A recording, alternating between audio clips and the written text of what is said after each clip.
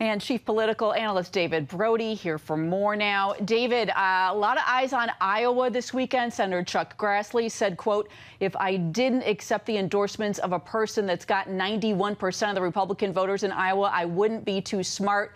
But Grassley previously spoke out against Trump in February, saying that Trump argued that the election was stolen and, quote, he belittled and harassed elected officials across the country to get his way. So now Grassley's accepting Trump's endorsement, but we know others in the GOP want nothing to do with him and the stolen election narrative. How important do you see the president's endorsement being for GOP candidates in 2022? It's crucial. I mean, it's everything. And Grassley's he's not stupid. As a matter of fact, he's 88 years old.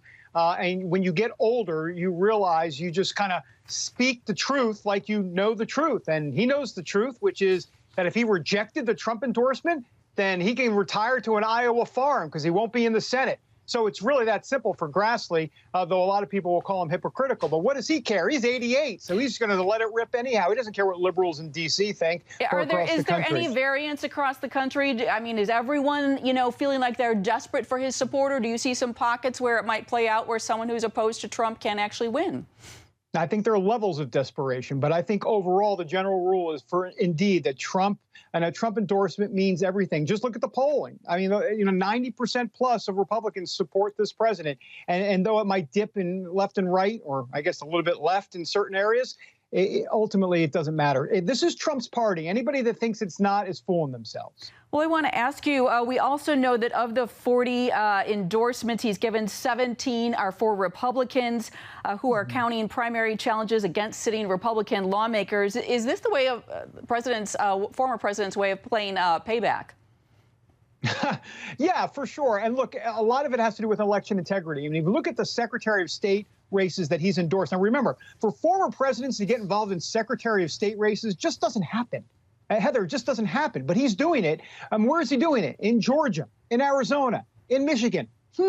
What's the common theme there? Election integrity and the concern that Trump has had all along with people like Brad Raffensperger in Georgia, and the list goes on. So that's his method of operation, if you will, and that's his litmus test.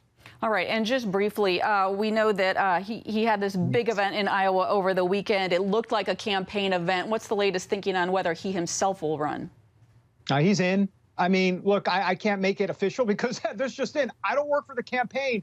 But look, it doesn't take a rocket scientist to figure out that he's in. As a matter of fact, I asked him about a month ago as we put on CBN News. I said, what would make you not run? He said, well, I guess a bad call from a doctor. Hey, look, if the only reason you're not going to run is a bad call from the doctor, you're in. Get ready. Buckle up. David Brody, we're buckled up. Thanks so much for your time.